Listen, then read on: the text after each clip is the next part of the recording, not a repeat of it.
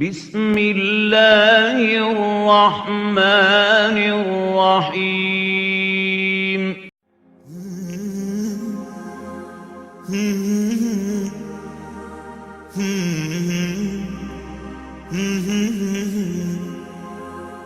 لا لا لا لا لا لا لا لا لا لا لا لا لا لا لا. طعم الدنيا اتغير، فرحة قلبي بتكبر، وبطلتك بتغير، ما أحلك يا رمضان. أنا دايما بستنى، على قلبي ما أغلى، يا رب بلغنا طول ريحته طلت رمضان. رمضان ده حياتي، شمعة لمماتي، يا رب دعاتي تقبلها عطول. رمضان ده رحمة. السلام عليكم. الحمد لله الذي هدانا لهذا وما كنا لنهتدي لولا أن هدانا الله. கடலினை மலையை கதல்மதி உடுவை, கடலினை மலையை கதல்மதி உடுவை, சகலமற்றும் அரசுடன் குருசை புடவியை சுவனப்பதியினை அமரர் பொருந்திடும் அடுக்கடுக்கவை வடிவருத்தனது பேருளியதனால் வகுத்து வெவ்வேறென அமைத்து உடலினுக்குயிராய் உயிரினுக்குடலாய் உறைந்த மெய்ப்பொருளினை புகழ்வாம்.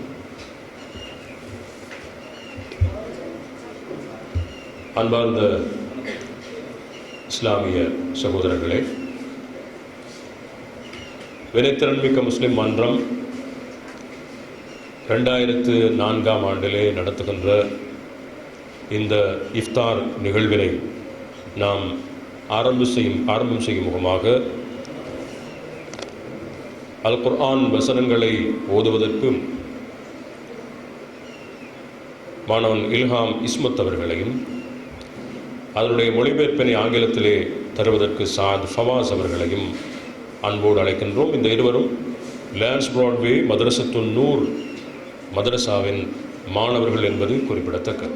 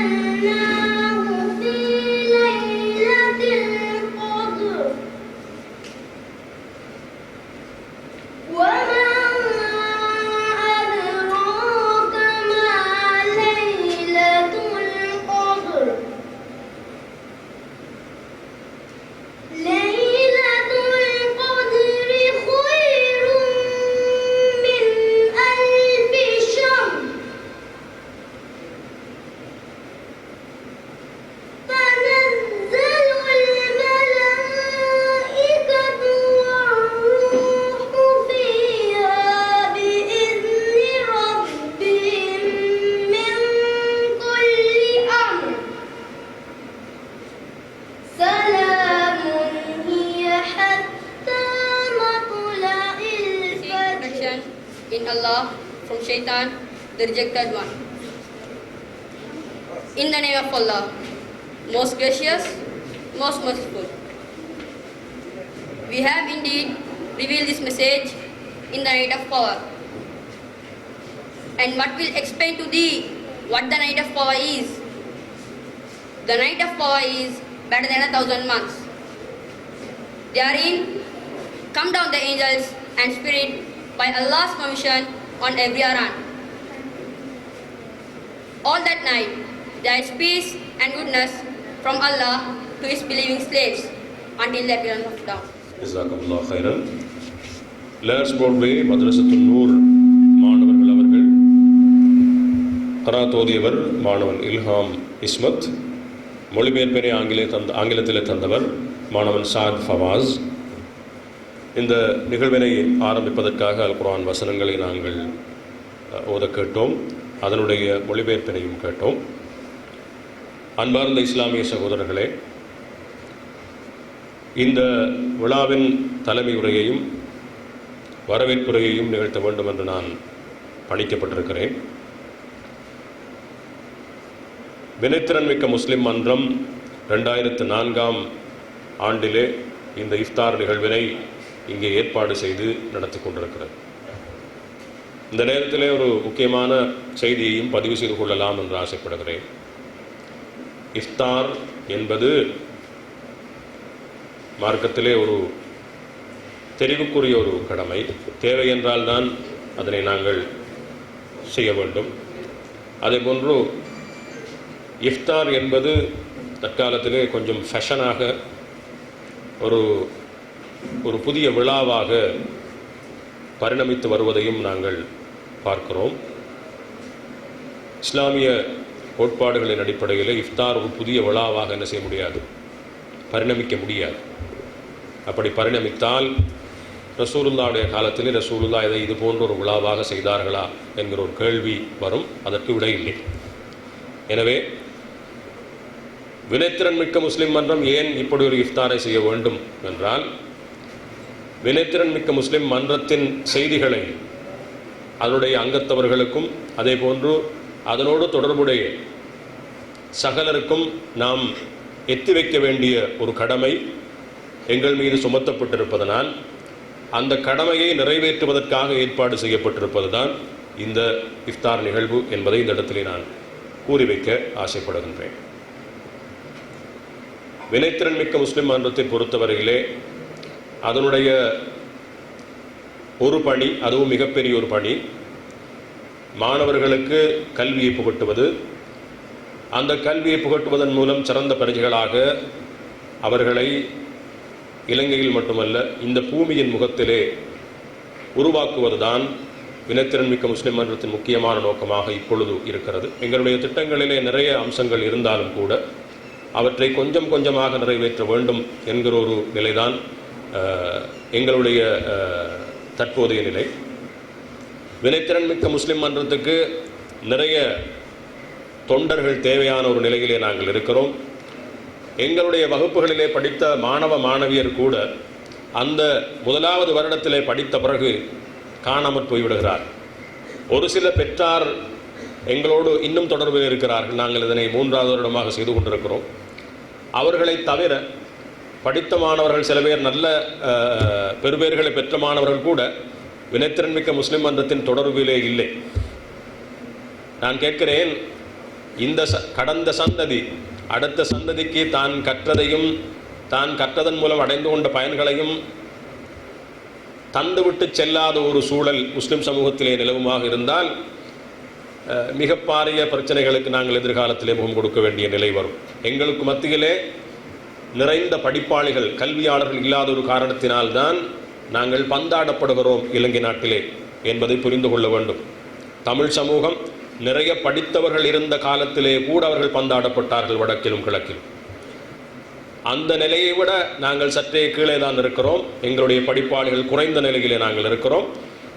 இந்த நிலையில் நாங்கள் பந்தாடப்படக்கூடிய சூழல் மிகவும் அதிகமாக இருக்கிறது.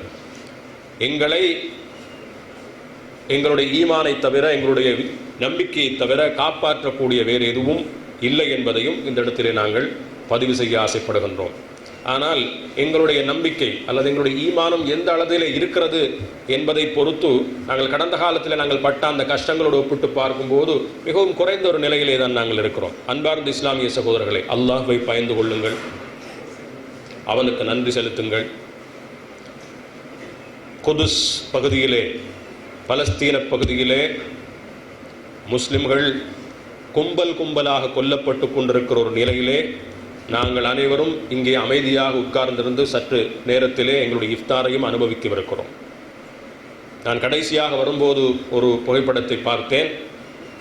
ஒரு குழந்தை, அந்த குழந்தையின் தலையிலே பின்பகுதி இல்லை.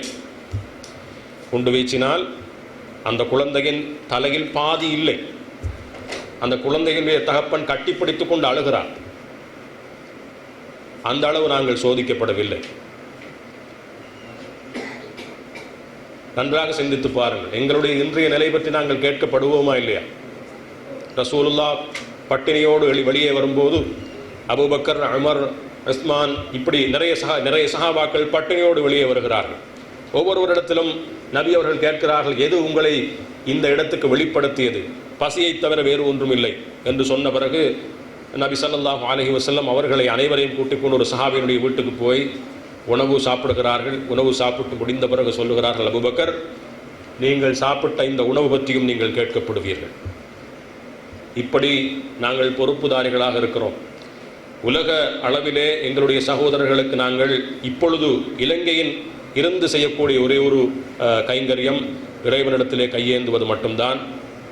ரப்புல் ஆலமீன் கருணையாளன், அவனுடைய தீர்ப்பிலே எந்த விதமான சருகுதலும் இருக்காது. அந்த தீர்ப்பு மிகச்சரியாக இருக்கும் என்று நம்பி அந்த விசுவாசத்தோடு அவனிடத்திலே நாங்கள் கையேந்துவோம். எங்களுடைய நாட்டுக்குள்ளே எங்களுக்கு இருக்கின்ற அச்சுறுத்தல்களும் எங்களுடைய நாட்டுக்கு வெளியே உலக அளவிலே சர்வதேச ரீதியிலே முஸ்லிம் சகோதரர்களுக்கு இருக்கின்ற அச்சுறுத்தல்களும் நீக்கப்பட வேண்டும். அது இறைவன் ஒருவனால் மட்டுமே சாத்தியமான ஒரு விஷயம். எனவே அவனிடத்திலே கையேந்த வேண்டிய ஒரு நிலை இருக்கிறது என்பதையும் இந்த இடத்திலே நாங்கள் உங்களுக்கு நினைவுபடுத்திக் கொள்ள ஆசைப்படுகின்றோம். ஏனென்றால் இஃப்தாருடைய நேரம், வேண்டுதல்கள் துஆக்கள் அங்கீகரிக்கப்படக்கூடிய ஒரு நேரம். எனவே அந்த நேரத்தை இதற்காக நீங்கள் பயன்படுத்திக் கொள்ள வேண்டும் என்பதையும் இந்த தலைமையுரையிலே நான் பதிவு செய்து கொள்ள ஆசைப்படுகின்றேன். வினைத்திறன் மிக்க முஸ்லிம் மன்றத்தை பொறுத்தவரையிலே ஒரு தர்ம நிலையம் அல்லது ஒரு தர்மஸ்தாபனம், நாங்கள் எந்த ஒரு வகுப்பினையோ அல்லது எந்த ஒரு எங்களுடைய செயற்பாட்டினையோ மாணவர்களிடத்திலிருந்தோ மற்றவர்களிடத்திலிருந்தோ காசு வாங்கி கொண்டு இதுவரை செய்தது கிடையாது. அப்படி செய்ய வேண்டும் என்கிற ஆர்வமும் எங்களுக்கு இல்லை. எங்களுடைய திட்டங்கள் அனைத்தையும் நாங்கள் எடுத்து பார்த்தால் சுயமாக நாங்களே அதற்குரிய நிதியை தேடி அந்த நிதியை பயன்படுத்தி இந்த மாணவர்களுக்கும் இந்த சமூகத்துக்கும் நாங்கள் பயன் பெறக்கூடிய சில திட்டங்களை முன்னெடுக்க வேண்டும் என்ற ஆசையோடு இருக்கிறோம். அவை அனைத்தினுடைய இறுதி இலக்கும் இந்த சமூகம் மிகச்சிறந்த ஒரு சமூகமாக, கல்வி பெற்ற சமூகமாக, மற்றவர்களோடு போட்டி போடுவதற்காக அல்லாமல் மிகச்சிறந்த பிரஜைகளாக, மிகச்சிறந்த மனிதர்களாக வாழ வேண்டும் என்பதற்கான ஏற்பாட்டை செய்வதுதான் வினைத்திறன் மிக்க முஸ்லிம் மன்றத்தினுடைய மிக முக்கியமான நோக்கம். எனவே அந்த நோக்கத்தை தேடி நாங்கள் எங்களுடைய பயணத்தில் இருக்கிறோம். எங்களோடு யாரெல்லாம் கைகோர்த்து இந்த பயணத்திலே வர விரும்புகிறார்கள் என்பதையும் நாங்கள் தெரிந்து கொள்ள ஆசைப்படுகிறோம். அவர்களுடைய செயற்பாடுகளின் ஊடாக நிறைய பேர் இது போன்ற இஃப்தார்களுக்கு அழைத்து அந்த இஃப்தார்களுக்கு வந்த பிறகு எங்களோட எந்த விதமான தொடர்பும் இல்லாத ஒரு நிலையும் இருக்கிறது. நிறைய பேருக்கு நிறைய பிரச்சனைகள் இருக்கக்கூடும். அவர்களுடைய தொழில் நிமித்தமாக அவர்கள் ரொம்பவும் பிஸியாக அல்லது ரொம்பவும் தங்களுடைய காரியங்களிலே தங்களை இழந்தவர்களாக இருக்கக்கூடும். இருந்தாலும் கூட நாங்கள் எந்த விதமான இயக்கமும் சாராமல், எந்த விதமான கொள்கையையும் முன்னெடுக்காமல், குர்ஆனையும் சுன்னாவையும் மட்டுமே அடிப்படையாகும் ரசூலுல்லாவுடைய கொள்கை, இந்த எந்த ஒரு இயக்கத்தினுடைய கொள்கையும் கிடையாது. ரசூலுல்லாவுடைய கொள்கை குர்ஆனும் சுன்னாவும், அந்த குர்ஆனையும் சுன்னாவையும் அடிப்படையாக கொண்டு எப்படியெல்லாம் இந்த சமூகத்துக்கு நல்லது செய்ய முடியுமோ அதனை செய்வதற்கு நாங்கள் தயாராக இருக்கிறோம் என்பதை இந்த இடத்திலே மற்றும் ஒரு தடவை நான் பதிவு செய்து கொள்ள ஆசைப்படுகிறேன். எனவே இங்கே அமர்ந்திருக்கின்ற சகோதர சகோதரிகள், அதே போன்று மாணவர்கள் நிச்சயமாக எதிர்வரக்கூடிய காலங்களிலே எங்களுடைய திட்டங்களுக்கு உதவக்கூடியவர்களாகவும் அதற்கு ஒத்துழைப்பு வழங்கக்கூடியவர்களாகவும் மாறுவார்கள் என்று சொன்னால் மட்டும்தான் நாங்கள் செய்கின்ற இந்த பணி ரொம்பவும் வெற்றிகரமான பணி என்று நாங்கள் கூறிக்கொள்ள முடியும். நாங்கள் எதனையும் பெருமையாக சொல்லிக் கொள்வதை விட பெருமைப்படக்கூடிய அளவிலே ஒரு மாற்றத்தை ஏற்படுத்துவோம் என்று சொன்னால் அந்த மாற்றம் எதிர்காலத்திலே எங்களுக்காக பேசும். அத்தகைய ஒரு மாற்றத்தினை உருவாக்கும் நோக்கிலே நாம் வினைத்திறன் மிக்க முஸ்லிம் மன்றத்தின் திட்டங்களை முன்னெடுத்து செல்வோம் என்பதையும் கூறிக்கொண்டு, வருகை தந்திருக்கின்ற பெற்றார்கள், எங்களுடைய வகுப்புகளிலே கற்பிக்கின்ற ஆசிரியர்கள், மாணவ மாணவியர், நலன் விரும்பிகள் அனைவரையும் வருக வருக என்று வரவேற்று விழாவின் அடுத்த அம்சத்துக்கு நாங்கள் உங்களை அழைத்துச் செல்கின்றோம். அதன்படி தமிழிலே ஓர் உரை இடம்பெறவிருக்கிறது. மதரசத்துன் நூர் மாணவன் HC உஸ்மான் காசிம் அவர்களை அந்த உரையை நிகழ்த்துவதற்காக அன்பாக இந்த மேடைக்கு அழைக்கின்றோம்.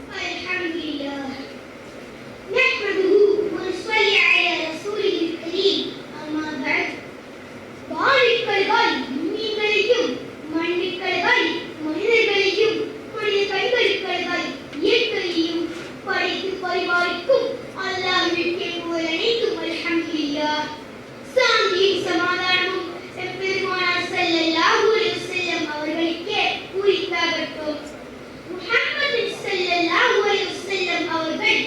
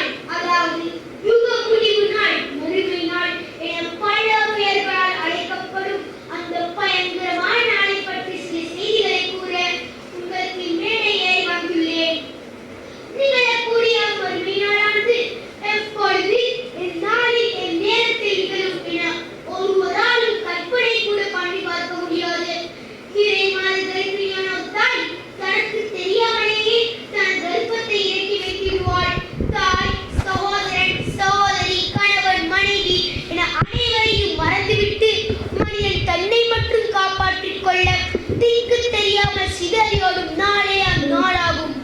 சூர் எனும் குழல் ஊதப்பட்டு விட்டால் மக்கள் மதிமயங்கியவர்களாகவும் புத்தி பேதலித்தவர்களாகவும் மாறிவிடுவார்கள். இதற்கு காரணம் மதுவோ மனநோயோ அல்ல, அல்லாஹ்வின் அந்த பிரம்மாண்டமான அழிவை கண்டு உடல் நடுநடுங்கி உள்ளம் கருகி போவது இதற்கு காரணமாகும். அல்லாஹ் தஆலா தன் திருமறையில் சூரா ஹஜ் 47வது வசனத்தில் அவர்கள் வேதனையை ஏற்படுத்தக்கூடிய அம்மறுமை நாளை பற்றி உம்மிடம் கேட்கிறார்கள். நிச்சயமாக அல்லாஹ் தன் வாக்கை மீற மாட்டான். அவ்வொரு நாளானது உங்கள் ரப்பிடத்தில் நீங்கள் எண்ணக்கூடிய 1000 வருடங்களுக்கு சமனானது என குறிப்பிடுகின்றான். அதாவது மறுமை நாள் என்பது ஒரே ஒரு நாள் இருப்பினும் அது எங்கள் கணக்குப்படி 1000 ஆண்டுகளைப் போல் நீளமானது. நாம் ஆசையை கட்டி வைத்து மாட மாளிகைகளும் பார்த்து ரசிப்பதற்கு கண்கொள்ளா காட்சிகளை தந்த இந்த உலகமும் வானமும் பூமியும் மலைகளும் அந்நாளில் இடிந்து உடைந்து துண்டு துகள்களாய் பஞ்சை போல் மாறிவிடும். வெறும் வெட்டு வெளியால் மாறிவிட்ட மஹ்ஷர் எனும் மைதானத்தில் எல்லா மனிதர்களும் ஒன்று திரட்டப்படுவார்கள். எல்லோர் மனதிலும் ஒரே எண்ணம் தான். தன் நன்மை தீமை எழுதிய பட்டோலைகள் தன் கையில் கிடைக்கும் வரை ஆவலாய் காத்திருப்பார்கள். சூரா இன்ஷிகாக் 8 முதல் 10, 11 வசனங்களில் எவனது பட்டோலை அவனது முதுகுக்கு பின்னால், அதாவது இடக்கரத்தில் கொடுக்கப்படுகின்றதோ அவன் அவனுக்கு அடிமையை தேடிக்கொள்ளட்டும். எவனது பட்டோலை அவனது வலக்கரத்தில் கொடுக்கப்படுகின்றதோ அப்பொழுது அவன் லேசான கேள்வியை கேட்கப்படுவான் என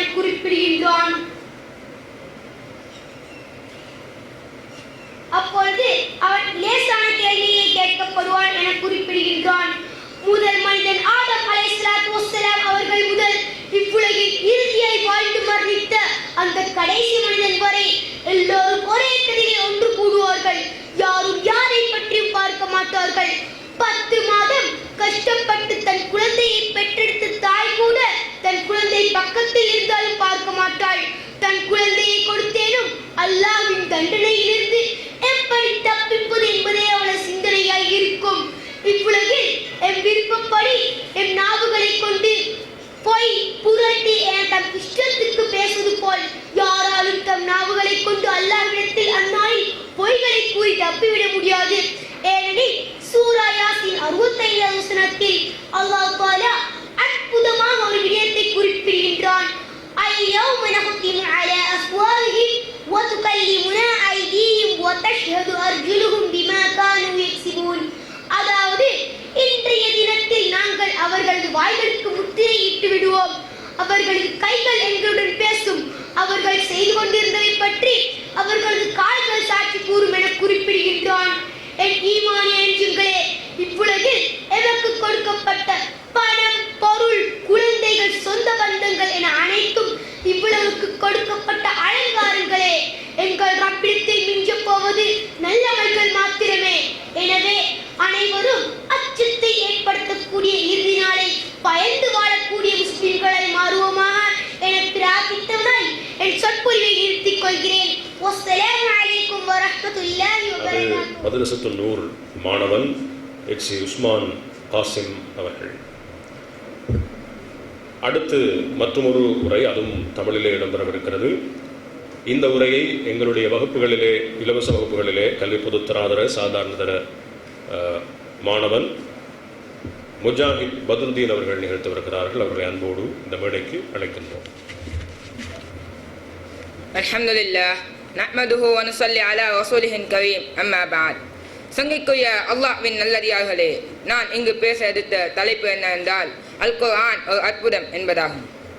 அல்லாஹு தபாரக வ தஆலா அவனுடைய கடைசி தூதராக நபி ஸல்லல்லாஹு அலைஹி வஸல்லம் அவர்களை அனுப்பி அவர்களுடைய உம்மத்தாகிய எங்களை கடைசி உம்மத்தாக ஆக்கியுள்ளான். நபிமார்கள் வெறும் கையோடு வரவில்லை. ஒவ்வொருவரும் நான் அல்லாஹ்வுடைய தூதர் என்பதற்கான சான்றாக பல அற்புதங்களை காத்திருக்கின்றார்கள். ஆனால் அந்த நபிமார்களின் அழிவுக்கு பின்னால் அந்த அற்புதங்கள் மறைந்துவிட்டன. அதே நேரத்திலே தான் நபிகள் நாயகம் ஸல்லல்லாஹு அலைஹி வஸல்லம் அவர்களும் அவர்களுடைய வாழ்நாளிலே சில அற்புதங்களை காத்திருக்கின்றார்கள். அவர்களுக்கு வழங்கப்பட்ட அற்புதங்களிலே மிகவும் பெரிய அற்புதம் அருள்மலை அல் குர்ஆன் ஆகும். இந்த குர்ஆன் இறுதி நாள் வரைக்கும் இருக்கக்கூடிய புனித வேதமாகும்.